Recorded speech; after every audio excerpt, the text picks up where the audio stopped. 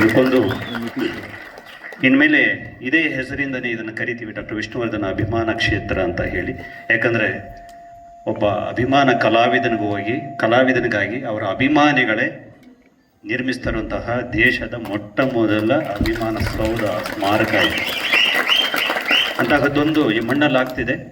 ಇಲ್ಲಿನ ಅವ್ಯವಸ್ಥೆಗೆ ಉತ್ತರವೂ ಹೌದು, ಅವರನ್ನು ಕಡೆಗಣಿಸಿದ್ದಕ್ಕೆ ನಮ್ಮ ಪ್ರತಿಕ್ರಿಯೆಯೂ ಹೌದು. ಅಂದರೆ ಯಾವ ರೀತಿಯಲ್ಲಿ ವಿಷ್ಣು ಅಭಿಮಾನಿಗಳು ಬೇರೆಯವರಾದರೆ ಯಾವ ರೀತಿ ಉತ್ತರಿಸ್ತಾರೆ, ನಾವಾದರೆ ಹೇಗೆ ಉತ್ತರಿಸ್ತೀವಿ ಅನ್ನೋದಕ್ಕೆ ಒಂದು ಸಿಂಬಲ್ ಅಂತ ಅಂದ್ಕೊಳ್ಳಿ.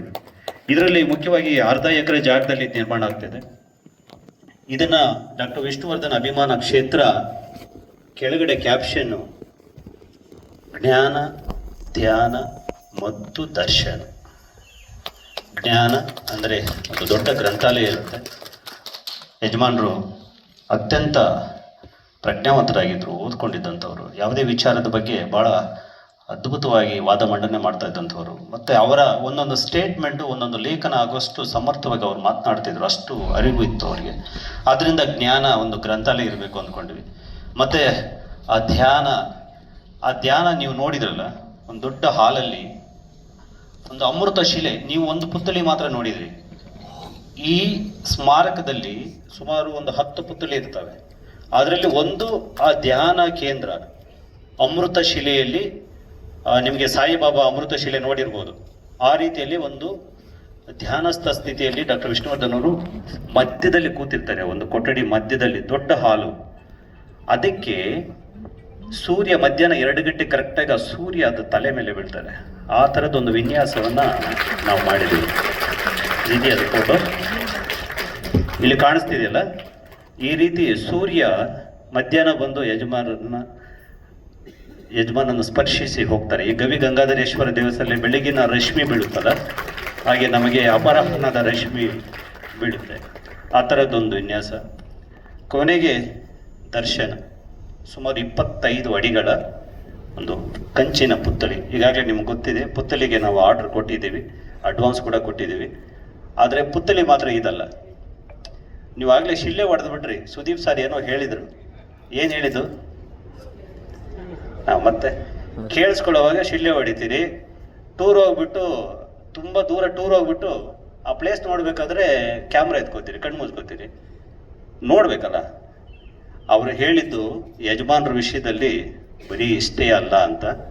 ಹೌದು, ಇಷ್ಟೇ ಅಲ್ಲ, ಈ ಜಾಗದಲ್ಲಿ ಸಿಕ್ಕಾಪಟ್ಟೆ ವಿಶೇಷತೆಗಳಿರ್ತಿದ್ದಾವೆ.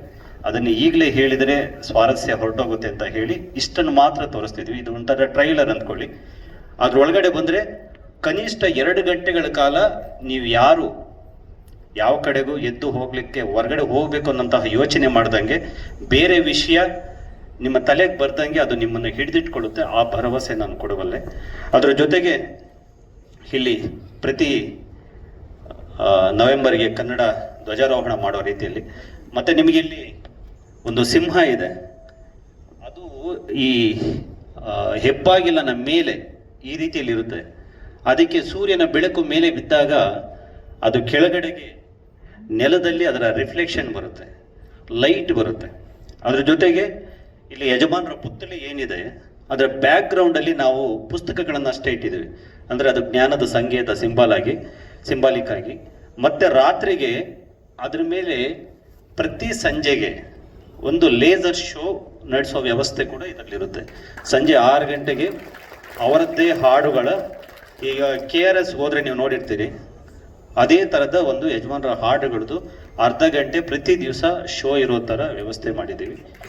ಇದಿಷ್ಟು ಡಾಕ್ಟರ್ ವಿಷ್ಣುವರ್ಧನ ಅಭಿಮಾನ ಕ್ಷೇತ್ರ ಜ್ಞಾನ, ಧ್ಯಾನ, ದರ್ಶನ. ಇದನ್ನು ಮುಂದಿನ 1 ವರ್ಷದೊಳಗೆ ಮುಗಿಸ್ಬೇಕು ಅಂತ ಅಂದ್ಕೊಂಡಿದ್ದೀವಿ. ಇವತ್ತು ಸುದೀಪ್ ಸರ್ ಅವರು ಇದನ್ನು ಟ್ವೀಟ್ ಮಾಡ್ತಿದ್ದಾರೆ. ಸುದೀಪ್ ಸರ್ ಇದರ ಬೆನ್ನೆಲುಬಾಗಿದ್ದಾರೆ. ಅವರು ಅಶೋಕ್ ಖೇಣಿಯವರ ಜೊತೆಗೆ ಮಾತನಾಡಿ ಅವರು ಒಂದಷ್ಟು ಹಣವನ್ನು ಕೊಟ್ಟು ಇನ್ನೊಂದಷ್ಟು ಹಣವನ್ನು ಅಶೋಕ್ ಖೇಣಿಯವರು ಭರಿಸ್ತಿದ್ದಾರೆ. ಜೊತೆಗೆ ನಾನು ಉಳಿದ ಹಣವನ್ನು ಹಾಕಿ ಈ ಜಮೀನನ್ನು ಖರೀದಿ ಮಾಡ್ತಾ ಇದ್ದೀವಿ. ಅದರ ನಂತರದಲ್ಲಿ ಅಭಿಮಾನಿಗಳನ್ನು ಒಳಗೊಳ್ಳಬೇಕಾ ಬೇಡ ಅನ್ನೋಂಥದ್ದು ಒಂದು ತೀರ್ಮಾನ ನಮ್ಮ ಮಧ್ಯೆ ಆಯಿತು. ಕೊನೆಗೆ ಈಗ ಸದ್ಯಕ್ಕೆ ನಾವುಗಳು ಎಷ್ಟು ಜನ ಒಂದಷ್ಟು ಸಮರ್ಥರಿದ್ದೀವಿ, ನಾವು ಅಭಿಮಾನಿಗಳೇ, ನಾವುಗಳು ಮಾತ್ರ ಇದನ್ನು ನಿರ್ವಹಿಸೋದು ಅಂತ ಅಂದ್ಕೊಂಡಿದ್ದೇವೆ. ಇನ್ನು ಮುಂದಿನ ದಿನಗಳಲ್ಲಿ ಅಗತ್ಯ ಬಿದ್ದಾಗ ಇಡೀ ರಾಜ್ಯದಾದ್ಯಂತ ಕರೆ ಕೊಟ್ಟು ಒಬ್ಬ ನಿವೃತ್ತ ನ್ಯಾಯಾಧೀಶರನ್ನು ಇದಕ್ಕೆ ನೇಮಿಸಿ ಅವರ ಮೂಲಕವೇ ಇದರ ಎಲ್ಲ ವ್ಯವಹಾರಗಳು ಆಗೋ ಥರದ ಒಂದು ವ್ಯವಸ್ಥೆಯನ್ನು ನಾನು ಮಾಡ್ತಾ ಇದ್ದೇನೆ. ಸೊ ಇದನ್ನು ಮುಂದಿನ ಸೆಪ್ಟೆಂಬರ್ 2026 ಸೆಪ್ಟೆಂಬರ್ 17 ಒಳಗಡೆ ಇದನ್ನು ಮುಗಿಸ್ಬೇಕು. ಯಾಕಂತಂದರೆ ಅವರ ಯಜಮಾನರ ಅಮೃತ ಮಹೋತ್ಸವ ಭಾಳ ದೊಡ್ಡ ಮಟ್ಟದಲ್ಲಿ ಮಾಡ್ತೀವಿ ಅಂತ ಅನೌನ್ಸ್ ಮಾಡಿದ್ದೀವಿ. ಬಟ್ ಬೇರೆ ಬೇರೆ ಕಾರಣಕ್ಕೆ ಅದು ಆಗಲಿಲ್ಲ. ಅಮೃತ ಮಹೋತ್ಸವ ಇವತ್ತು ಶುರುವಾಗಿದೆ. ಇದು ಮುಗಿಯೋದು 2026 ಸೆಪ್ಟೆಂಬರ್ 17 ಅಲ್ವಾ? ಅಷ್ಟರೊಳಗೆ ಮಾಡಿಬಿಡೋಣ. ಅಷ್ಟರೊಳಗೆ ಮಾಡೋಣ ಅಂತಂದರೆ ಭಾಳ ದೊಡ್ಡ ಮಟ್ಟದಲ್ಲಿ ಇದನ್ನು ಮಾಡಿ ಒಂದು ಕಾರ್ಯಕ್ರಮ ಮಾಡೋಣ. ಅದಕ್ಕೂ ಮುಂಚೆ ನವೆಂಬರಲ್ಲಿ ಕರ್ನಾಟಕ ರತ್ನ ಪ್ರಶಸ್ತಿ ಪ್ರದಾನ ಇರುತ್ತೆ. ಅದಕ್ಕೆ ಈ ನಾಡು ಕಂಡಂತಹ ಬಹುದೊಡ್ಡ ಕಾರ್ಯಕ್ರಮವಾಗಿ ಅದನ್ನು ರೂಪಿಸೋ ನಿಟ್ಟಿನಲ್ಲಿ ನಾವು ಯೋಚನೆ ಮಾಡ್ತಾ ಇದ್ದೀವಿ. ಅವತ್ತು ಕನಿಷ್ಠ ವಿಧಾನಸೌಧದ ಮುಂಭಾಗದಲ್ಲಿ 1 ಲಕ್ಷಕ್ಕೂ ಹೆಚ್ಚು ಜನ ಸೇರಬೇಕು ಅಂತ ಹೇಳ್ಬಿಟ್ಟು ನಾವು ಪ್ರಾರಂಭ ಮಾಡಿದ್ವಿ. ಅವತ್ತು ರಾಜ್ಯದ ಪ್ರತಿ ಜಿಲ್ಲೆ ತಾಲೂಕಿನ ರಸ್ತೆಗಳು ಕೂಡ ಬೆಂಗಳೂರು ಕಡೆಗೆ ಮುಖ ಮಾಡಿರ್ತವೆ. ಪ್ರತಿ ಹಳ್ಳಿಗಳಿಂದಲೂ ಕೂಡ ಒಂದು ವಾಹನ ಬೆಂಗಳೂರು ಕಡೆಗೆ ಬರುತ್ತೆ. ಪ್ರತಿ ಅಭಿಮಾನಿಗಳು ಕೂಡ ಅವರ ಸ್ವಂತ ಹುಟ್ಟುಹಬ್ಬನ ಆಚರಣೆ ಮಾಡ್ಕೊಂಡಂಗೆ ಮಾಡ್ಕೋತಾರೆ. ಗಲ್ಲಿ ಗಲ್ಲಿಯಲ್ಲೂ ಕೂಡ ಅವರ ಬಾವುಟಗಳಿರ್ತವೆ, ಬ್ಯಾನರ್ಗಳಿರ್ತವೆ, ಅನ್ನದಾನ ಕಾರ್ಯಕ್ರಮಗಳಿರ್ತವೆ, ಒಂದು ಸಮಾಜಮುಖಿ ಕೆಲಸಗಳಿರ್ತವೆ, ಆಶ್ರಮಗಳಿಗೆ ಹೋಗ್ತಾರೆ. ಅಷ್ಟೆಲ್ಲವನ್ನು ಕೂಡ ನವೆಂಬರ್ 1 ಕರ್ನಾಟಕ ರತ್ನ ಪ್ರಶಸ್ತಿ ಪ್ರದಾನ ಸಮಾರಂಭದ ದಿನ ಮಾಡಬೇಕು ಅಂತ ನಾವು ವಿಷ್ಣು ಸೇನಾ ಸಮಿತಿ ನಿರ್ಧಾರ ಮಾಡಿದೆ. ಅದಕ್ಕೆ ನೀವೆಲ್ಲರೂ ಕೂಡ ಜೊತೆಗಿರ್ತೀರಿ ಅನ್ನುವಂತಹ ನಂಬಿಕೆಯಲ್ಲಿ ನನ್ನ ಈ ಮಾತುಗಳನ್ನು ಮುಗಿಸ್ತಾ